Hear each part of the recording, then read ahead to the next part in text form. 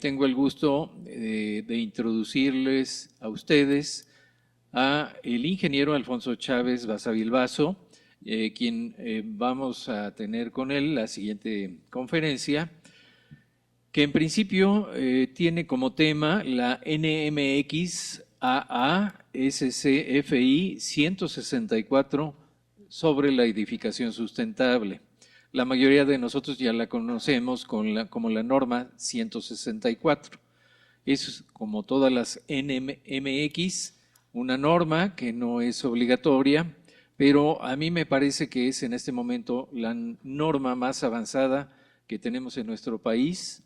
Y pues vamos a tocar ese tema y de alguna manera, como lo dice el título de la presentación del ingeniero Alfonso Chávez Basavilbaso, los constructores y la edificación sustentable, porque también es de una importancia fundamental para el propósito que lleva como objetivo este diplomado, el que la industria se incorpore a esta conceptualización de la edificación basada en estos criterios de sustentabilidad, y nos parece que en ese sentido la conferencia va a ser muy importante.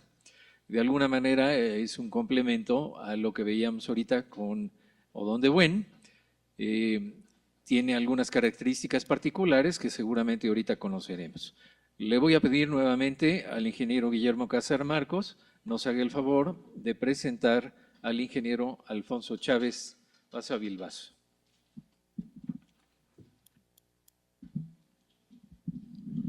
Gracias, arquitecto Ferreiro. Bueno, nuevamente buenas noches. Ahora vamos a continuar con la conferencia del ingeniero Alfonso Chávez Basavilbaso, la cual, bueno, pues es la NMX AA SFI 164 Edificación Sustentable, que es un programa más de la Cámara Mexicana de la Industria de la Construcción para promover la participación de los constructores en la edificación sustentable.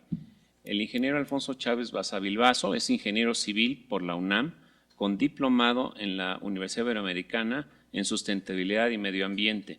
Es profesor en el posgrado de la Facultad de Ingeniería de la UNAM en materias relacionadas con servicios ambientales. En su desempeño profesional ha sido constructor en ICA y posteriormente fue responsable de la promoción, instalación y operación de servicios ambientales relacionados con calidad del aire y de aseo público en diversas ciudades de la República Mexicana en la empresa proactiva de medio ambiente como director de división de la misma entre 1993 y 2012. Entre estas ciudades se cuenta en Nuevo Laredo, Guadalupe, Nuevo León, Querétaro, Mérida, Tuxtla Gutiérrez, Jalapa, Morelia, Naucalpan, Tlalnepantla y Puerto Vallarta.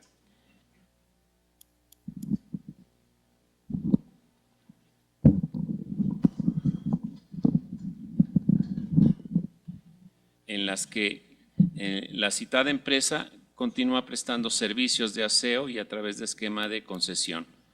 Fue presidente de la AMCRESPAC, que es la Asociación Mexicana para el Control de Residuos Sólidos y Peligrosos.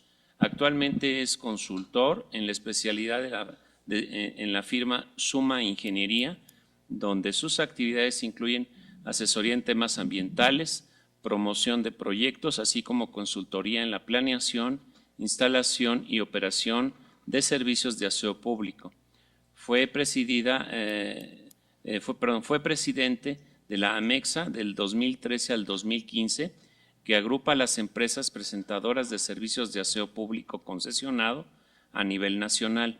Ha participado en los grupos de trabajo para la revisión de las leyes y reglamentos en materia de residuos en el Distrito Federal, ahora Ciudad de México, y en la revisión de la norma 083 de Semarnat para la ubicación, construcción y operación de rellenos sanitarios a cargo de Semarnat. Es responsable de la unidad de verificación UBAC acreditada por la EMA, la Entidad Mexicana de Acreditación, para el cumplimiento de la NOM 083 Semarnat 2003, y en la Cámara Mexicana de la Industria de la Construcción es coordinador ejecutivo de medio ambiente, responsable de la formulación y puesta en marcha del Plan Nacional de Manejo de Residuos de la Construcción, así como acciones de difusión de la NMX AA 164. Es miembro titular de la Academia Mexicana de Ingeniería. Bueno, pues ingeniero Alfonso Chávez Basavilbaso, amigo, y ahora sí que un gusto tenerte, bienvenido, y pues nos quedamos en tus manos con tu conferencia. Al contrario, muchas gracias a todos ustedes por estar en viernes a esta hora aquí, pendientes de esta conferencia. Muchas gracias al arquitecto Ferreiro y al ingeniero Casar por nuevamente haberme invitado a hablar sobre este tema.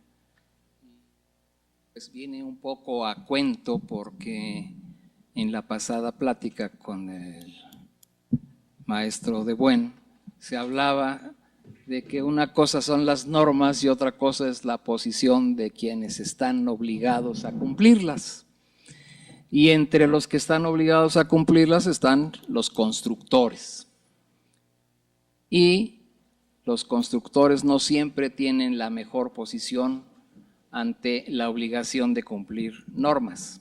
Lo dijo él y sin duda que tiene mucho de razón.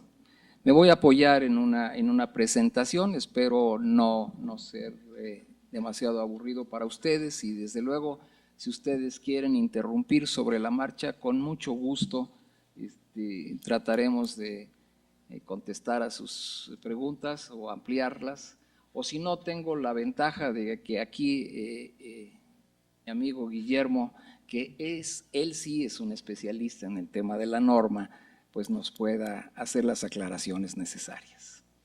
Comenzamos entonces. Decía yo que en la cadena productiva del sector construcción, los constructores son pues la parte más visible, aunque en realidad son solamente un eslabón de esa cadena, pero son a los que se les atribuyen muchas veces todas las responsabilidades, y si no, pues ¿para qué hablar del socavón? ¿Quién es el más visible al que se le atribuye pues al constructor?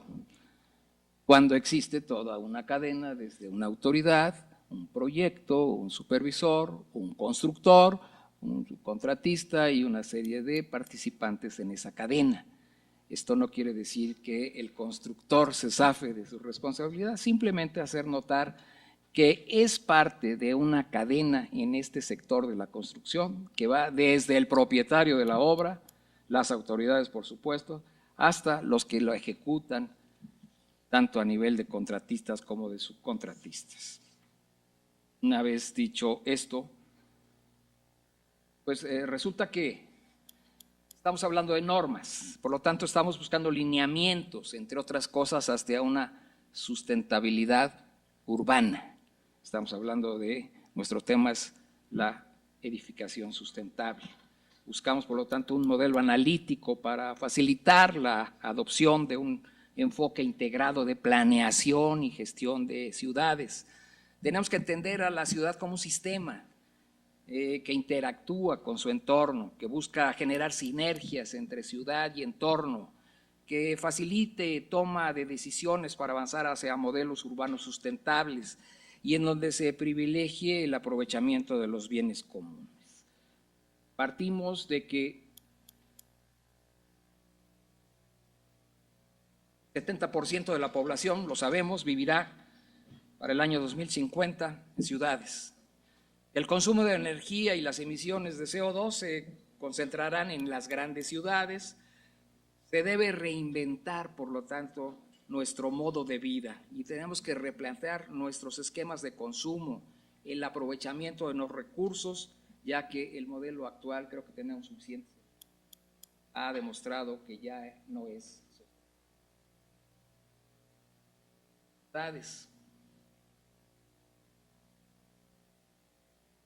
Y una encuesta que a nivel de Latinoamérica se hacía hacia los habitantes de diversas ciudades de Latinoamérica, era esta: ¿cuáles son los 3 aspectos en que cifra su calidad de vida? Y aquí se ve cuáles fueron las respuestas. Claro que nos preocupa el costo de la vida, nos preocupa la seguridad, pero también hay temas de medio ambiente. Está en tercer lugar el tema de la calidad del medio ambiente, la calidad de la infraestructura. Aquí empezamos a entrar a nuestro tema de edificación sustentable, la calidad de la infraestructura, la calidad del transporte, etcétera. Nos seguimos brincando otros renglones y nos encontramos que hay temas como calidad del aire, tema de la limpieza de las calles. Nos preocupa la limpieza de las calles, pero a lo mejor no nos preocupa qué pasa con la basura que se recoge de las casas. Eso no nos importa mucho. En fin, esta es una radiografía de las preocupaciones a través de una encuesta muy simple, que más adelante la vamos a contrastar con una encuesta más detallada, con una orientación de sustentabilidad. Las ciudades, el funcionamiento de las ciudades se asemeja al metabolismo de los seres vivos. Se nutren de agua, de alimentos, de materiales, de construcción, de combustibles, de energía, para la producción de bienes y servicios necesarios para su proceso de crecimiento. Pero todo ese proceso, pues, desechan residuos. Las ciudades del futuro deberán funcionar como auténticos ecosistemas, con un consumo inteligente de los recursos y aprovechando al máximo, limitando al máximo la generación de residuos. Aquí ustedes van a ver un dibujo de un famoso caricaturista que ustedes no conocieron, o algunos muy pocos, Abel Quesada, que en los años 60 era el monero del Excelsior, que en aquella época tenía una gran presencia nacional. Y esta era su visión de una ciudad pujante, ¿no? Nos dice muchas cosas y no nos dice otras. ¿Qué nos dice? Pues nos habla de una ciudad que, para representar que estaba en etapa de progreso, hay una chimenea. Pues no nos importa que echara humo, lo que nos importa es que había una industria ahí, ¿no? Ahora sería impensable aceptar que esa fuera la imagen de una ciudad. Esto era la representación de una ciudad en proceso de crecimiento. ¿Qué otra cosa vemos? Bueno, pues está mucha gente. Acababa de inaugurar el metro drenaje profundo. Y aquí empezamos a darnos cuenta de algunas cosas. Afuera, ya no me importa, zonas de vida eran muy agradables o no, y qué hay a los extremos del túnel, del drenaje profundo. Dice, etcétera. Ahí mandamos nuestros residuos. ¿Y a dónde van? No importa. Está una concepción.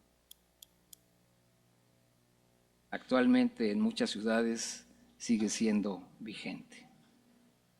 Por lo tanto, en esas ciudades hablábamos de un metabolismo de baja eficiencia, donde las materias primas y la energía en general son utilizados con métodos poco conservadores de los recursos, con una alta proporción de materiales no necesarios, como es el caso de los embalajes. El metabolismo es lineal, porque simplemente las ciudades toman lo que necesitan: agua, alimentos, materiales para construcción, combustible, energía y otros productos, y desechan aguas residuales, residuos sólidos, emisión de gases y otros desechos. ¿Qué es lo que pretenderíamos? Pues cambiar hacia un esquema de alta eficiencia en donde aplicáramos principios de sustentabilidad, en donde lo que generamos sea mayor que los residuos que producimos. El metabolismo tiende entonces a ser circular porque gradualmente, este es un esquema que no se da de la noche a la mañana, una proporción de lo que sale se puede reutilizar en un sistema de producción, reduciéndose con ello el volumen de los desechos. Por lo tanto, de esas agua, alimentos, materiales, combustible, lo que generamos es reciclaje de orgánicos, recuperación de subproductos, incorporación a procesos productivos, generación de energía. Por lo tanto, estamos enfrentando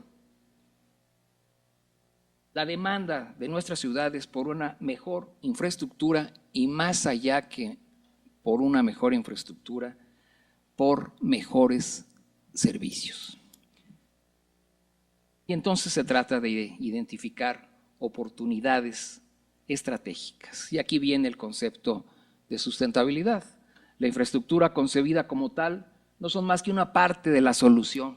La infraestructura solamente no es la solución completa, es el servicio apoyado en el aprovechamiento de la infraestructura, el que, apoyado en una capacidad de organización, es lo que nos acerca a las soluciones sustentables. Pero, bueno, y los usuarios de los servicios, ¿qué dicen en relación con esto? ¿Cuál es nuestra percepción acerca de la calidad que recibimos de todos los servicios públicos?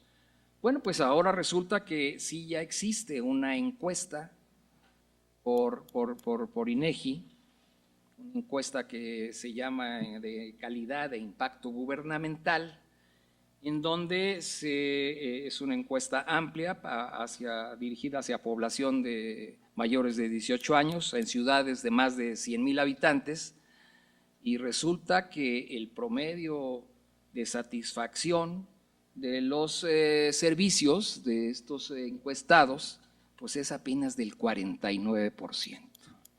Entonces, si hace un momento nos preguntábamos de condiciones de calidad de vida, pues aquí hay una orientación. Resulta que los servicios que estamos recibiendo no nos merecen nuestra aprobación. Estamos hablando de calles, de avenidas, de policía, de alumbrado público, servicios básicos que obtuvieron en esos casos desde el 21%, 25%, 35% en el mejor de los casos. Si esto es preocupante, más preocupante es la distribución de cómo está esa percepción de los usuarios en la geografía mexicana.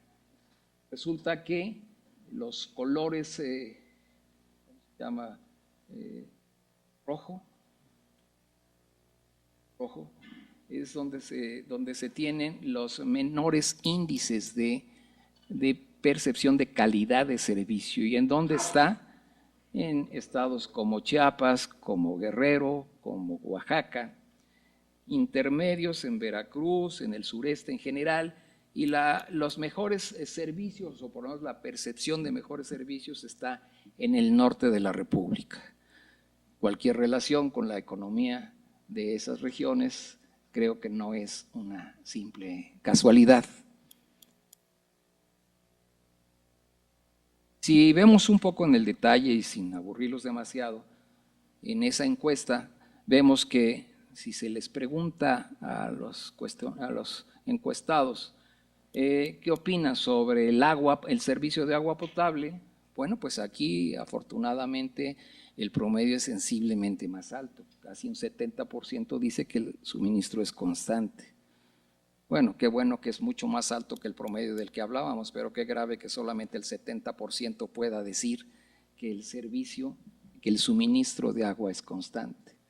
Para un país esto es muy preocupante. Y lo mismo sucede con que si hablamos de la calidad y de la claridad y la pureza, pues es menos todavía la percepción sobre la calidad, y ya no hablemos de la potabilidad. Entonces empezamos a darnos cuenta que nuestra calidad de vida sí no está muy clara, que digamos, ¿verdad? Y ahí se ve otra vez la distribución en el mapa, como en las zonas con menores condiciones económicas, esas características de calidad del agua son todavía más preocupantes. Si hablamos de basura, que es otro indicador, resulta que pues, aparentemente la población también opina muy bien de que el servicio no es tan malo. Y entonces uno diría, entonces, ¿por qué las ciudades están sucias? Como esta en la que vivimos, ¿no? Pues porque resulta que, si vemos con un poco de detalle la encuesta, resulta que la gente opina que es bueno el servicio. ¿Por qué?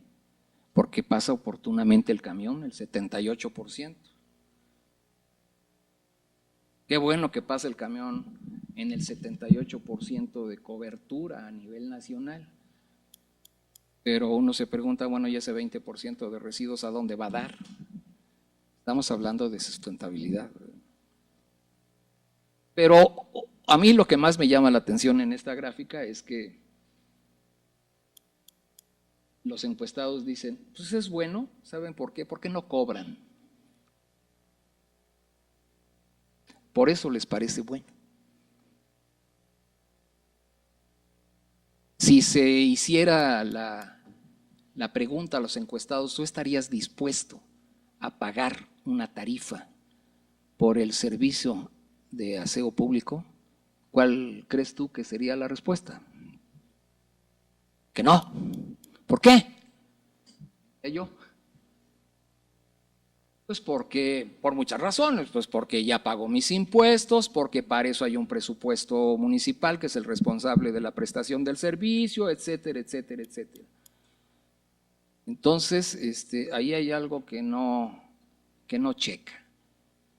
Las ciudades son las responsables de la prestación del servicio y no creo que sea por falta de imaginación, sino más bien por falta de recursos, es que ese servicio es insuficiente. Y lo vivimos en esta ciudad. Y se nos dice, porque además la ley dice que el servicio de aseo en la ciudad no se cobra. Lo dice la ley de residuos de la Ciudad de México. ¿Y será cierto? ¿Lo pagamos? Yo creo que sí. Lo pagamos a través de las dádivas, de que si no le damos su propina al del camión, pues no vuelve a pasar. Eso es una forma de pagar. El problema está en que ese pago que hacemos no va a dar a una mejora de los camiones, ni a dar a que se garantice que haya un sitio de disposición final, sino que se pierde y se fomenta una cadena de corrupción. Pero estamos hablando entonces de calidad.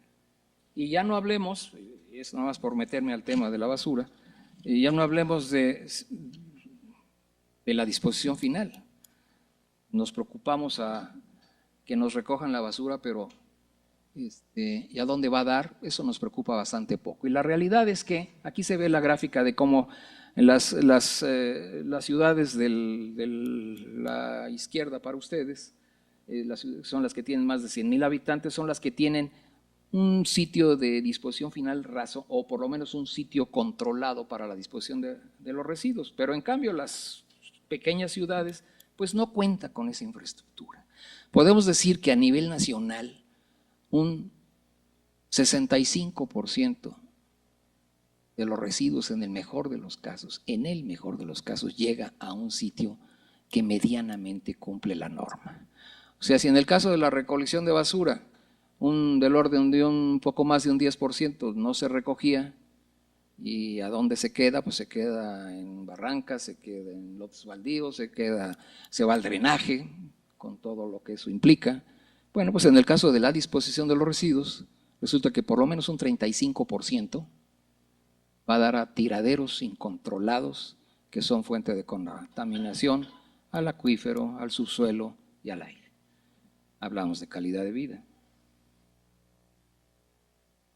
Bueno, ya no sigo con esto. Aquí, pues en el caso de los semáforos y las calles y demás, pues aquí también vienen las opiniones. Y bueno, en una palabra, si hablamos de servicios municipales, como agua potable, calles, avenidas, parques, alumbrado, recolección de basura, para el INEGI o para quien hizo la encuesta le importa nada más la recolección. Tenemos que orientar al INEGI para que también pregunte sobre la disposición. Eso ojalá que salga en las siguientes encuestas. Pero ahí se refleja nuevamente cómo, aparte de que es muy pobre la percepción sobre la calidad de los servicios que recibimos, está muy dispareja a nivel nacional. Tenemos mucho que hacer en este tema, y es un tema de sustentabilidad. Contrasta esto, y nada más puse esta gráfica pues para alentarnos, porque también se pregunta, bueno, ¿cuáles son cómo aprecia usted las características del servicio de educación pública universitaria? Resulta que ahí sí la diferencia es muy grande. Afortunadamente estamos comparativamente, qué bueno, con una percepción muy diferente en cuanto a la calidad de los servicios educativos a nivel universitario. Pero hablamos de edificación sustentable. Bueno, ¿qué podemos decir de edificación sustentable? La actualidad, cuando se menciona el término de edificación sustentable, se piensa en aspectos ambientales. Sin embargo, la ciudad requiere de instrumentos de gestión político-social, técnico-económico y ambiental para controlar su crecimiento y hacerlo sostenible. Estamos hablando de las famosas 3 patas de la sustentabilidad.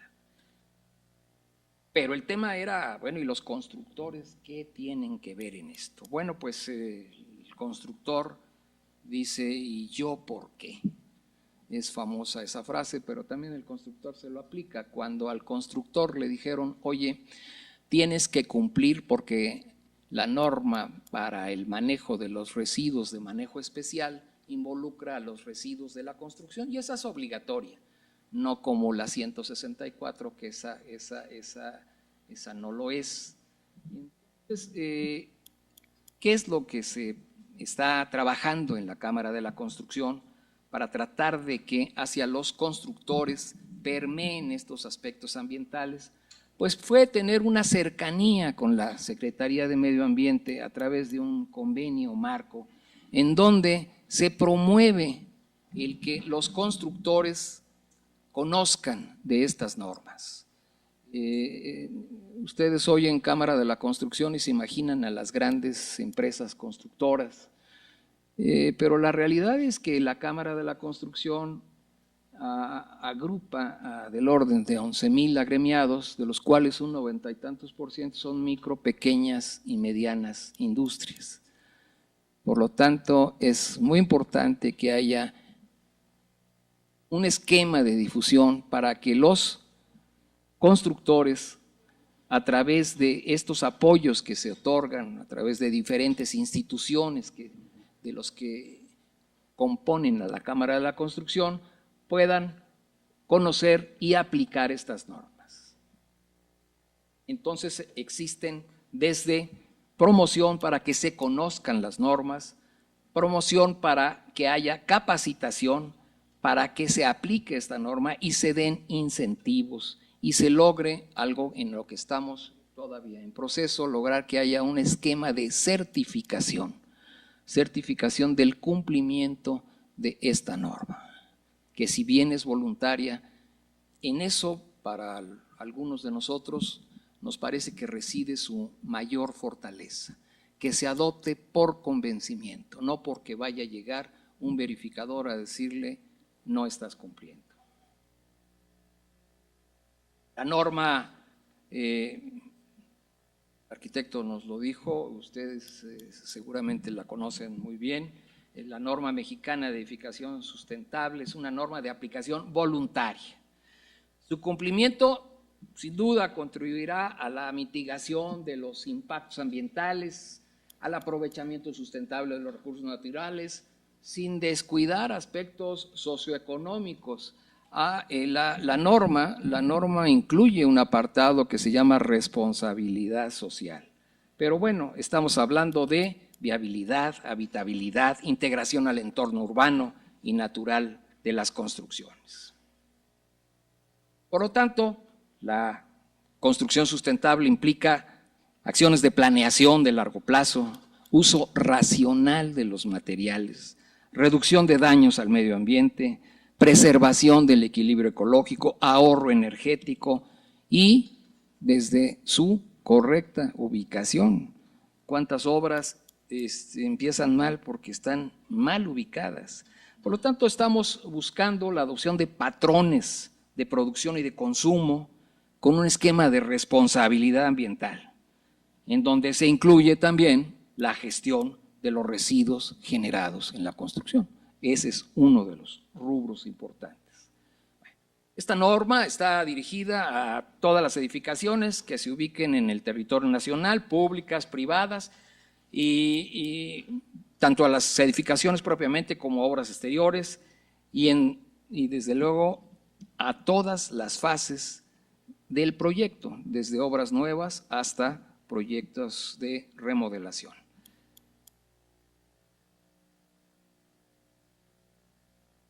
Si nosotros les preguntamos, así como hicimos la encuesta de qué les parecía el tema de las preocupaciones para una mejor calidad de vida, les preguntamos al medio qué opinaban o cuál era su percepción sobre lo que es esta norma de edificación sustentable. Pues hicimos el ejercicio para establecer una especie de línea base y a partir de ello delinear cuáles serían las acciones para promover el cumplimiento de esta norma.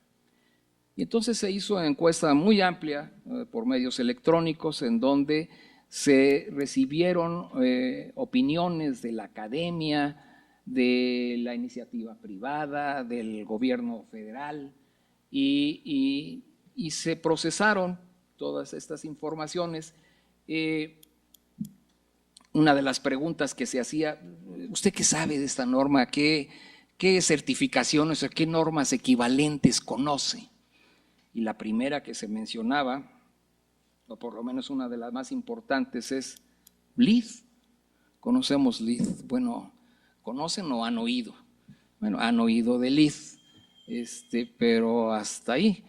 Pero han oído más de LEED que de la norma mexicana de edificación sustentable, que es la que se aplica en nuestro medio.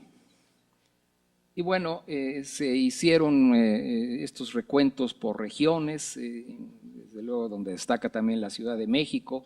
Se preguntaban cuáles son los temas que más le preocupan a los encuestados sobre temas ambientales en este caso, aunque de todas maneras se incluían todo tipo de preocupaciones. Y también se les preguntaba, bueno, ¿qué barreras encuentra usted, aunque todavía no sabe muy bien de qué se trata la edificación sustentable, qué barreras le encuentra usted para que los edificios y las construcciones en general sean sustentables? Pues la mención general, ahí se ve cuáles eran la frecuencia con la que contestaban, pues porque generan impactos ambientales las obras, porque hay muchas construcciones irregulares, porque hay corrupción en los trámites, porque no se cumple la normatividad, porque hay sobreregulación en muchos casos. Bueno, entonces no están tan perdidos a pesar de que no tienen un conocimiento de la norma, pero esa percepción es bastante cercana a la realidad. Preguntaba, bueno, y así, ¿cuál creen ustedes que pueda ser el propósito o los beneficios que se puedan identificar con la edificación sustentable? Bueno, pues sí hay algunas ideas claras. Sí se entiende que la edificación sustentable agrega competitividad a los inmuebles, reduce impactos ambientales, es más rentable porque reduce el consumo de agua y de energía, es más rentable también porque reduce costos de mantenimiento y genera un cierto prestigio social y alguna mejor aceptación. Y aquí vemos un poco con el detalle, otra vez aquí viene y aquí comparamos la encuesta que veíamos al principio para ciudades de Latinoamérica con la que estamos haciendo. Esta se hizo solamente a nivel nacional y aquí se ve ante la pregunta de ordena estos temas por orden de importancia. Y bueno, pues ahí se ve que lo que más nos preocupa, y aquí sí no me negarán que tienen razón los encuestados, el tema del abasto de agua. Estamos hablando de un problema de sustentabilidad. Estamos hablando también de problemas de eficiencia energética, de que no hay tratamiento de agua, de que no hay una gestión integral, dice ahí, le falta ahí gestión integral de residuos, que no hay un acceso parejo para los servicios, que no hay oportunidades de desarrollo, les preocupa menos el tema del cambio climático y la biodiversidad, y bueno, como ustedes ven, entonces sí hay cierto, no cierto, sino una muy clara definición de hacia dónde están las preocupaciones en temas de sustentabilidad. El agua es un tema clarísimo. ¿Qué harías si quisieras hacer tu edificio sustentable? Pregunta. Bueno, pues yo sustituiría luminarias, instalaría sistemas de tratamiento de agua, haría una gestión integral instalaría una planta de tratamiento, pondría aislantes en las azoteas y en los muros, instalaría paneles solares, en fin. Pero bueno, pero hay barreras, ya lo le decíamos al principio, sí, pero hay una sobreregulación, la normatividad no es accesible, el costo de las edificaciones sustentables a lo mejor es mayor, existen algunos análisis al respecto, el ingeniero Casar nos podría hablar sobre ese tema, pero es una discusión, depende de con qué óptica se pueda ver. Si yo la veo con una visión de corto plazo, pues probablemente la respuesta es una, y si la veo con una visión de largo plazo, sin duda que hay economías al adoptar acciones hacia la edificación sustentable. En fin, ya no los aburro más. Aquí se ve, por ejemplo, un resumen de esas preocupaciones para cada uno de los temas: crecimiento desmedido de la ciudad, abatimiento de la pobreza, asentamientos irregulares, protección a riesgos de inundaciones, sismos, etcétera. Ahí se ve en dónde están las máximas preocupaciones. Las máximas preocupaciones es en donde la mayoría contestaron, o sea, los que están en verdecito claro. Y ahí se ve, claro, que donde más está nuestra preocupación es en temas de abasto de agua, en temas de seguridad, en temas de movilidad, en temas de crecimiento de la mancha urbana, abatimiento de la pobreza, en fin, creo que está muy claro hacia dónde debemos orientar nuestras acciones de sustentabilidad. Esto se hizo para cada una de las regiones y existe un gran parecido. De tal manera que como resumen, nos encontramos que 95% consideran que el uso eficiente del agua es un tema capital, cerca del 90% consideran que la eficiencia energética es importante, el 74% consideran muy relevante la investigación, yo diría la incorporación de nuevas tecnologías, de eso ya se habló en la plática pasada. Y bueno, también hay un porcentaje de gente que dice que no es muy relevante el tema. Hacia allá tenemos que ir. Esto nos da una orientación de por dónde tenemos que trabajar. Y en eso los constructores tienen una participación importante. Entonces, como parte de la estrategia para difundir esta norma 164, se hizo para los constructores una cartilla de autoevaluación, para que cada uno, dado que la norma es voluntaria, para que cada uno de los constructores lo aplicara en sus construcciones, en sus proyectos. Y esta norma, como ustedes saben, pues atiende temas de energía, de uso del suelo, de aprovechamiento del agua, aprovechamiento de los residuos y los materiales, atiende temas de biodiversidad y también atiende temas, como decíamos hace un momento, de responsabilidad social. Y entonces se hizo, con apoyo de este convenio que les comentaba yo con Semarnat, se han hecho una serie de cartillas para difundir hacia los constructores el conocimiento de esta norma.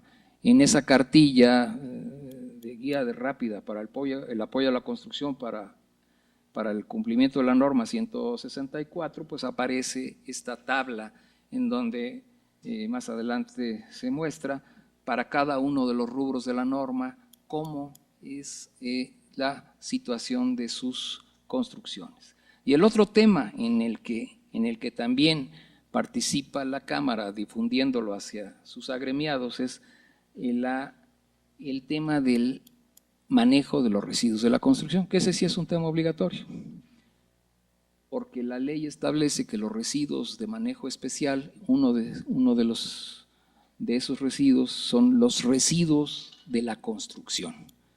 Y por lo tanto, los constructores están obligados a elaborar un plan de manejo de residuos de la construcción. Y ahí es donde los constructores dijeron, ¿y yo por qué?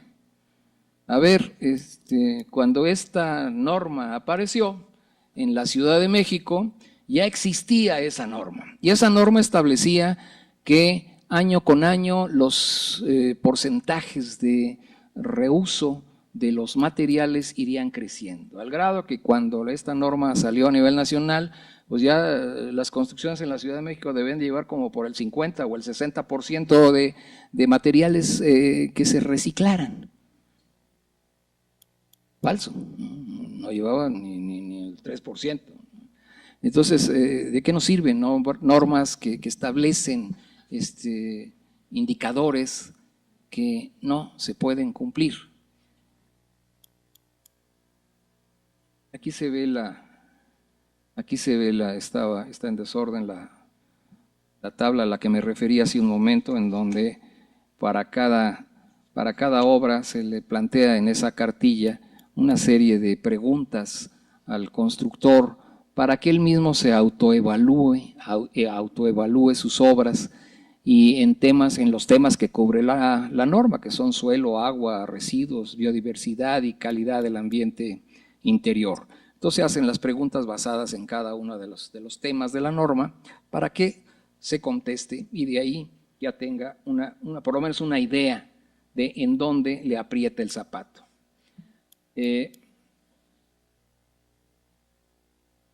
Les hablaba yo de un plan de manejo de residuos de la construcción. ¿Cuál es el propósito de un plan de manejo de residuos de la construcción? Y seguimos hablando de sustentabilidad, y seguimos hablando de medio ambiente, y seguimos hablando de calidad de vida. Estamos hablando de que el plan de manejo lo que busca es reducir la generación de residuos y aprovechar al máximo los residuos que se generan, y que ese mínimo de residuos que ya no se puede aprovechar se disponga en un lugar seguro, ambientalmente seguro. Entonces la pregunta es, ¿cómo puedo establecer parámetros a nivel nacional para decir, a ver, yo quiero que de aquí en adelante las obras tengan pues vamos a empezar ahorita por ¿qué te gusta? El 5% de reuso y el 5% de reciclado, y así lo iremos incrementando. El constructor dijo, aparte de yo por qué, dijo, a ver, espérame tantito, ¿se puede aplicar un criterio así a todas las obras?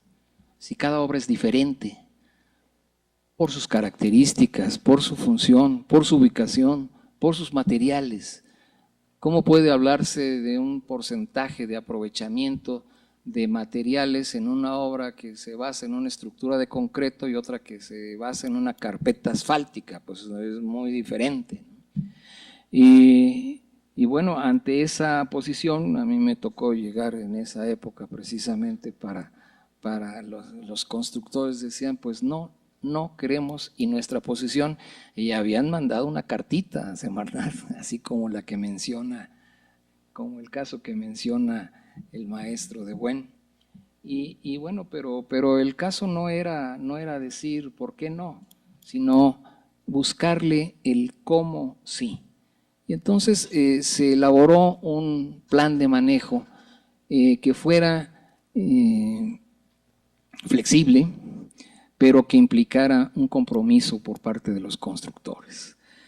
El primer punto era que el constructor no es el único que está en la cadena. Esto nace desde la autoridad, el dueño de la obra, como ya lo dijimos, el proyectista, el constructor y todo lo que sigue. Por lo tanto, existen una serie de actores y todos tienen una responsabilidad en esto.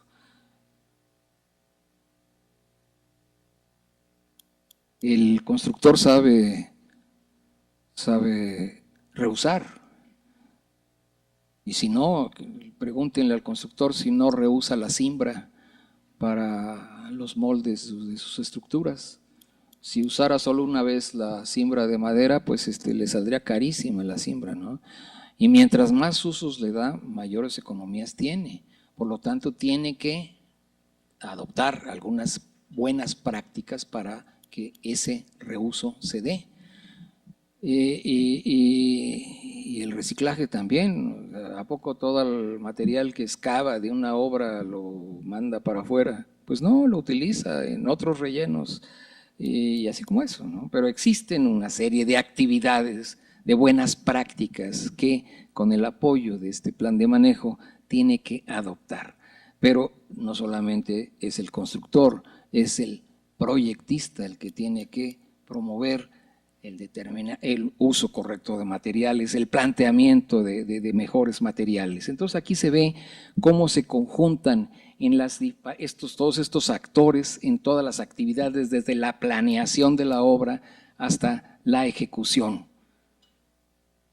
Y en donde, producto de ese proceso, pues se tiene que dar un correcto manejo de los residuos y lo que no se puede rehusar o no se puede reducir, pues tendrá que ir al sitio de disposición final. Pero bueno, y sí, pero ¿de qué estamos hablando? Pues de lo que se trata es de que cada obra establezca sus propios indicadores, en base a esquemas muy simples. Todos los constructores saben hacer presupuestos, porque tienen que hacer presupuestos tienen que ser precios unitarios para hacer sus licitaciones y ganarlas y hacer presupuestos. Bueno, desde ese inicio tiene que identificar cuáles son los residuos que van a generar, los residuos que van a aprovechar, los residuos que van a reciclar, los residuos que van a reusar y los que no van a poder aprovechar. Entonces se establece a través de esquemas con el Neodata o demás la identificación de 5 indicadores. ¿Cuántos residuos genero en relación con el total de los materiales en volumen o en peso que voy a usar en la obra?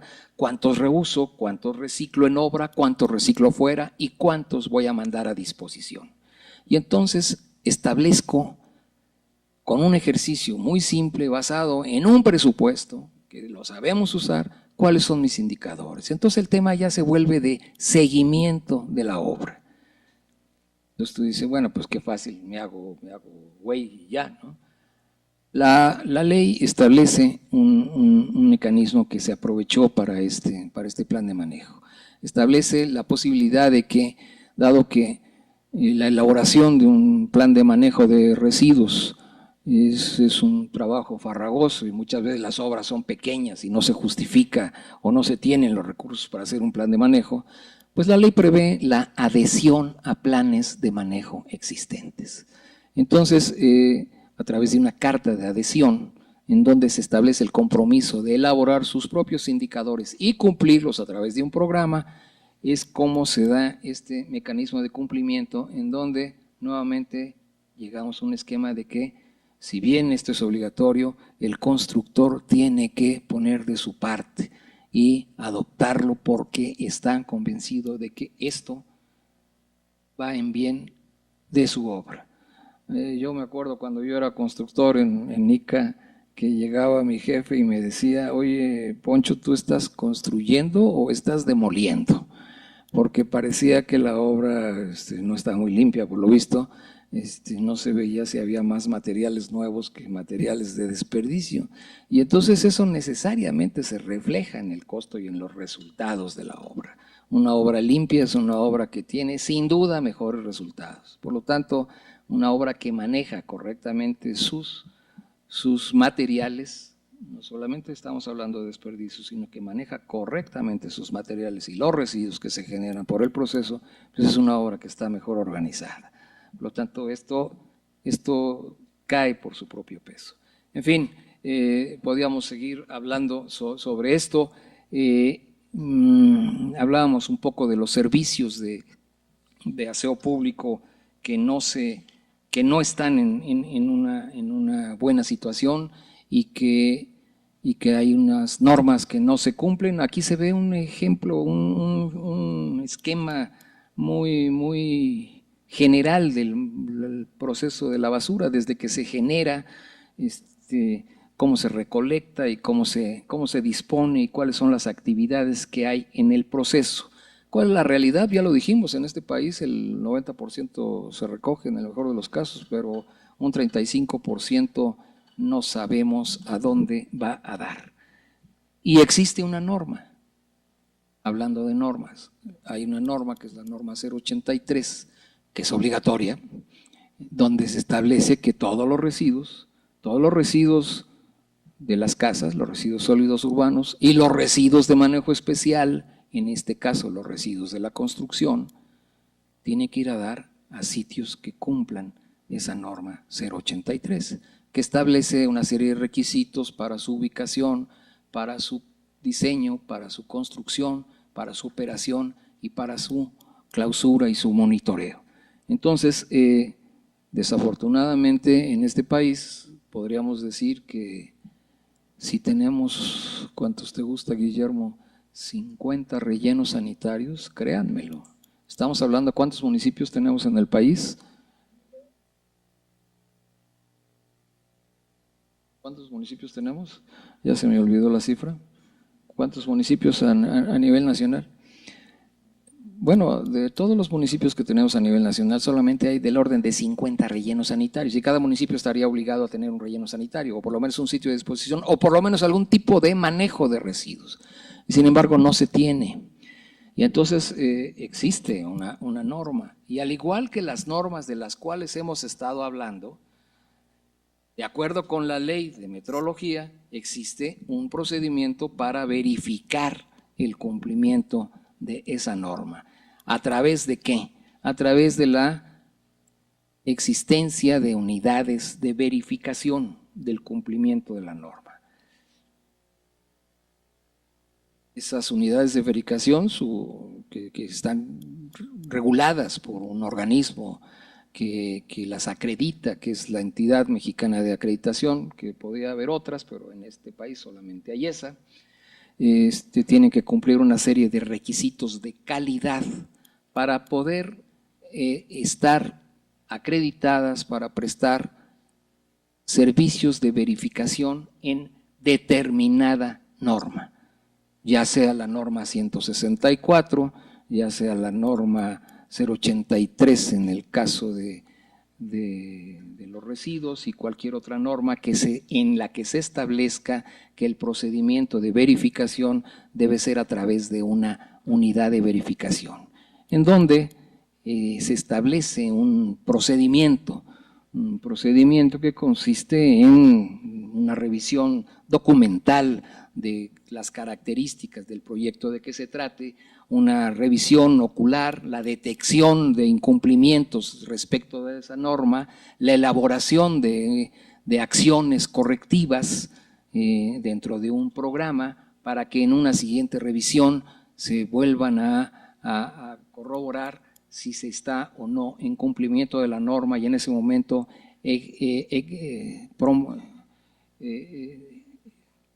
redactar un un dictamen que tiene validez, en este caso por ser una norma ambiental para Semarnat. En fin, podemos seguir hablando sobre este tema. Yo espero que las preguntas, con la ayuda de Guillermo, las podamos aclarar. Solamente, si me lo permiten, pues leo una conclusión. Sin duda, la adopción de mejores prácticas en materia de ubicación, de empleo del agua, de ahorro de energía, de cumplimiento de los planes de manejo dentro de la edificación sustentable es un paso para migrar hacia una ciudad inteligente, en la que se responda adecuadamente a las necesidades básicas de instituciones, de empresas, de los habitantes. ¿Por qué necesitamos esta ciudad? Pues porque necesitamos ir caminando hacia el desarrollo económico sostenible, una buena gestión de los recursos naturales, un compromiso ante los ciudadanos, un compromiso con el entorno.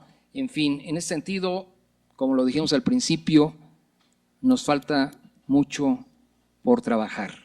Si bien hemos avanzado, pues estamos en un punto en el que cuando parecía que ya conocíamos todas las respuestas a los problemas, resulta que las preguntas están cambiando y tenemos que estar muy al día para poderlas enfrentar. Yo les agradezco mucho su atención. Muchas gracias.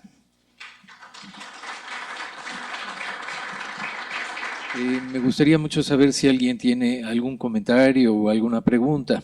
La autoridad muchas veces no cumpla su parte, no nos exime de que nosotros vayamos avanzando. Es nuestra mejor forma de presión. Estamos oyendo ahora que ahora en vez de separar en dos, ahora vamos a separar en cuatro. ¿Con qué camiones? ¿No? Pues nada más es así, nada más es hacer un ejercicio bien facilito, ¿no? Oye, no me engañes. ¿Que vas a poner nuevos camiones o qué? Porque en vez de que pases una o dos veces por mi casa, vas a tener que pasar 4. Entonces, ¿dónde está el impacto? El impacto por las emisiones de los camiones que no están en muy buen estado sus motores, ¿verdad? Entonces, yo creo que es tarea de todos ponernos en orden. Tienes toda la razón. Bueno, yo es una pregunta rápida. Me llamo Carmen y bueno, la pregunta va un poco a estas normatividades de sustentabilidad que también hablan sobre el análisis de ciclo de vida de los materiales. Entonces, me gustaría saber en qué cree usted que beneficia la adquisición de productos sustentables. ¿Contestarla, Guillermo? La adquisición de productos sustentables para el manejo de estos residuos. Sin lugar a dudas, este tipo de preguntas se van a responder más adelante cuando entremos al módulo LEED, sobre todo, ¿no? La intención, obviamente, de esta conferencia es de lo que la Cámara está haciendo para impulsar precisamente estos esfuerzos. Realmente, yo reservaría tu pregunta cuando la maestra en arquitectura Alicia Silva nos dé su plática y claro, la próxima semana que va a estar aquí la bióloga Marta Niño, ya maestra en ciencias, perdón, la maestra Marta Niño, en donde precisamente dan respuesta a través de sus esfuerzos, impulsando, ¿verdad?, las diferentes normas que se están dando, ¿no? Entonces, la reservamos porque yo te puedo dar mi visión, pero definitivamente ellas son, digamos, las autorizadas para dar respuesta a ese tipo de preguntas.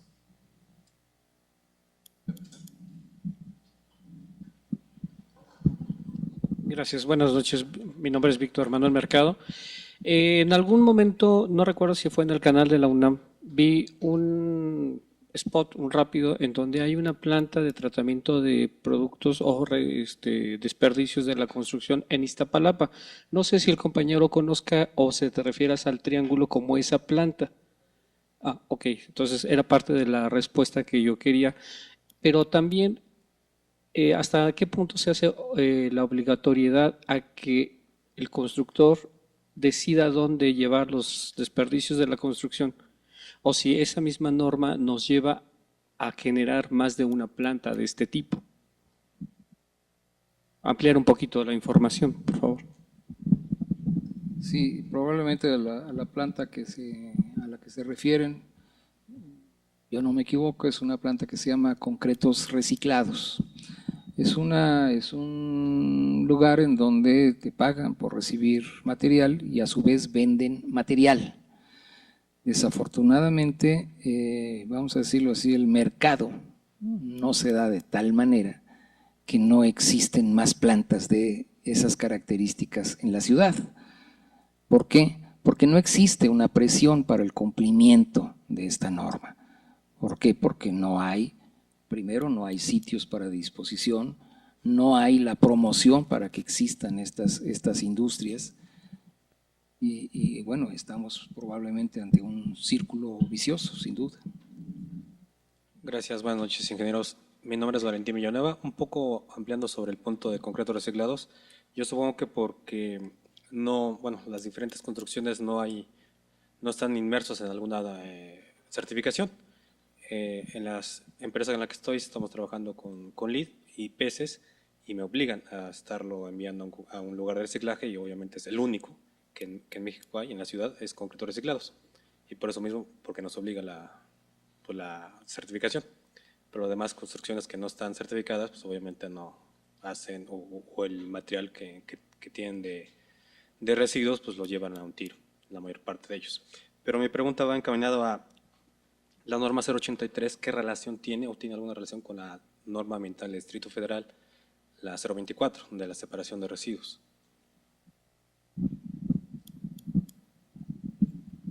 La norma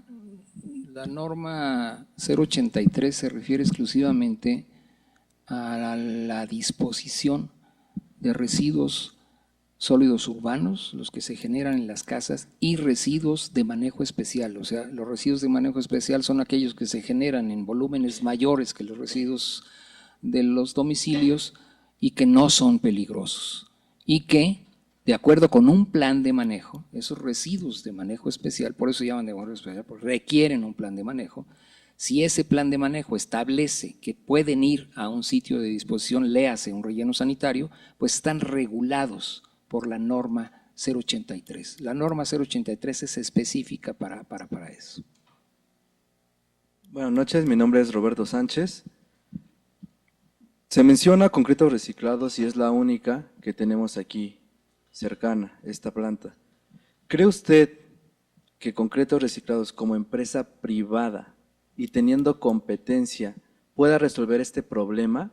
Porque vemos que el gobierno realmente no le interesa, no le ha interesado desde hace años, siendo que egresan muchísimos ingenieros civiles y arquitectos y no hay una educación hacia este manejo de residuos en pleno 2017. Entonces también es algo un poco quizás preocupante, pero mi pregunta va encaminada si la respuesta está en el sector privado. Sí, la respuesta va de dos lados.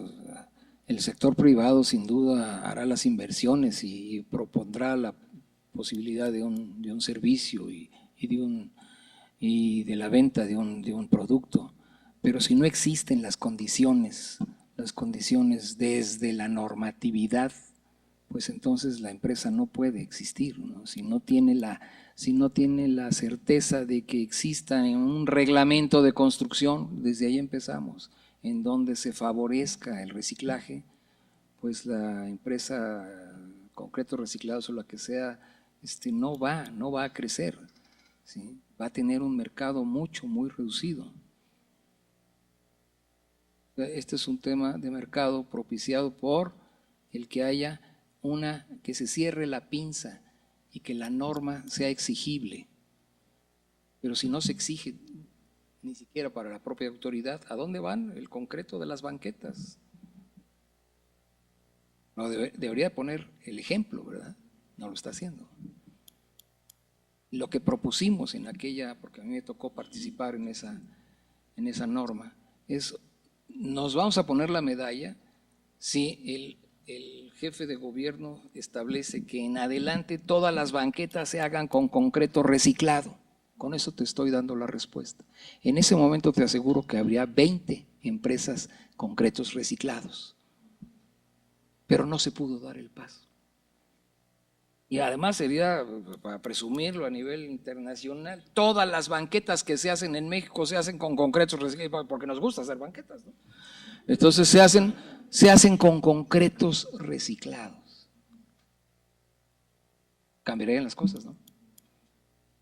Y no habría una sobreexplotación de los bancos de agregados, entre otras cosas, ¿verdad? Y a lo mejor habría menos ganas de hacer banquetas inútiles, ¿no? También. Bueno, ahí está una muy buena iniciativa, espero que nos estén escuchando y de alguna manera se retome este tema más adelante, ¿no? Bueno, le queremos agradecer al ingeniero Alfonso Chávez Basavilbaso, a nombre de nuestro director, el maestro Marcos Mazarigiriar, esta muy interesante conferencia que hemos tenido esta noche. Yo nada más quisiera hacerles un comentario. Todos ustedes son muy jóvenes, pero cuando yo empecé a construir, más o menos allá por los años 70, en 1970 me refiero, hacíamos una demolición y la demolición no nos costaba. Nosotros no pagábamos en aquellos años por demoler. Había empresas que se dedicaban al reciclaje. Eran muy apreciados los tabiques 71421, 71428, porque eran de veras de ese tamaño, ¿no? Se reciclaba no solo la varilla, el cobre y por supuesto eran muy apreciadas las vigas de madera, teníamos barandales que se vendían a precio de oro.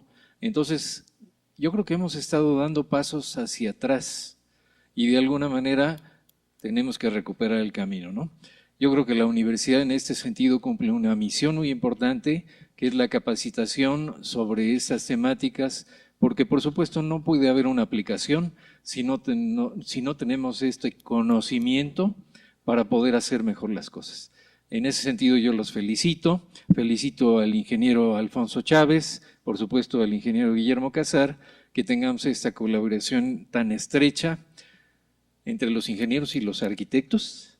No es cierto que estemos peleados, ustedes lo ven, al contrario, estamos trabajando juntos por lograr un México a futuro mucho mejor del que ahora tenemos.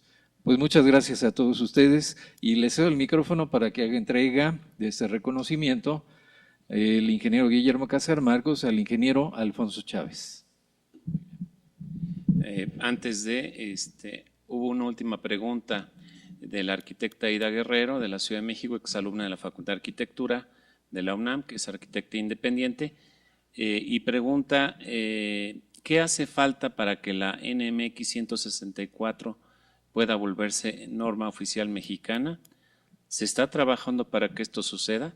Vamos a dejar esta respuesta para la próxima semana que viene la bióloga Marta Niño, precisamente la coordinadora general de esta norma, y ella nos va a poder decir qué le hace falta a que se vuelva una norma oficial la 164. Evidentemente, todos los que formamos parte de ella quisiéramos que fuera obligatoria, ¿va? Pero bueno, el proceso es así. Primero tuvo que manejarse como una norma voluntaria, una NMX, y claro, ahorita se está trabajando en buscar, pues, implementar de una forma atinada, ¿no? Ella, ¿no? Y se está trabajando en eso y justamente la Cámara nos está ayudando en ese sentido. ¿Quieres comentar algo, Alfonso?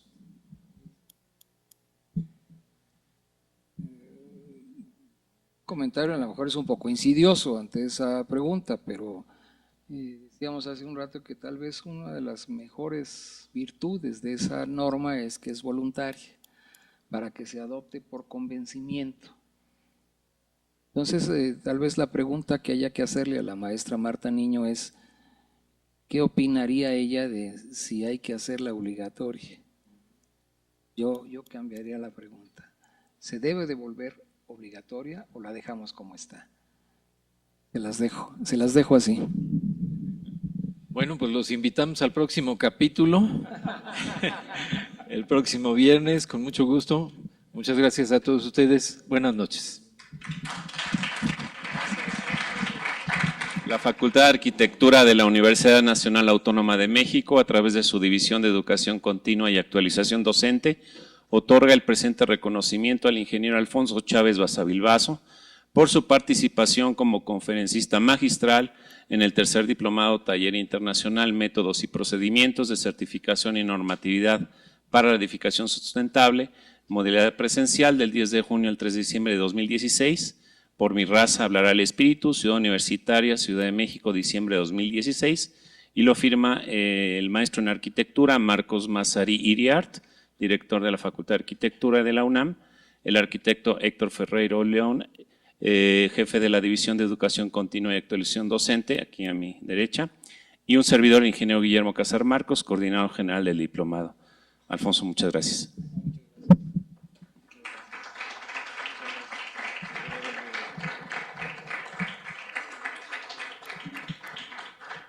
Y finalmente, bueno, pues la Facultad de Arquitectura, a través de su División de Educación Continua y Actualización Docente, agradece su colaboración en la impartición presencial y a distancia de la conferencia que se lleva a cabo por título la NMX AASFI 164, Edificación Sustentable, programa de la Cámara Mexicana de la Industria de la Construcción para promover la participación de los constructores en la edificación sustentable dentro del marco del cuarto Diplomado Taller Internacional en Métodos y Procedimientos de Certificación para Edificación Sustentable y que tuvo lugar en el aula Francisco Centeno de la Facultad de Arquitectura de la UNAM el viernes 4 de agosto, el día de hoy, de las 19:15 a las 21 horas del año en curso, toda vez que estamos seguros de que esta destacada participación nos permitirá lograr adecuadamente los objetivos académicos que nos hemos propuesto. Por mi conducto, deseamos extenderle una cordial invitación al ingeniero Chávez y a todos ustedes para que nos acompañen en la ceremonia de clausura del diplomado que tendrá lugar el día viernes 8 de diciembre de 2017 a partir de las 19 horas en esta aula Francisco Centeno, ceremonia que, pues, a reserva de que nos confirme, será presidida por nuestro director de la Facultad de Arquitectura de la UNAM, el arquitecto Marcos Massari Iriart, y de sus distinguidas personalidades en representación de las diferentes instituciones organizadoras de este diplomado, a fin de tener la oportunidad de hacerle entrega de un reconocimiento por su destacada participación. Alfonso, muchas gracias.